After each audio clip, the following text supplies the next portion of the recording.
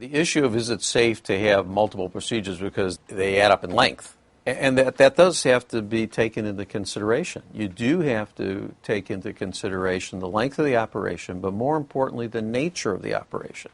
The reason is that liposuction, for example, and what we call large volume liposuction, has had some percentage of significant complications due to the nature of the procedure, where there's just a lot of fluid being sucked out of the body and a lot of fluid put in for the anesthesia, and frankly, it's a little less scientific than we'd like it to be.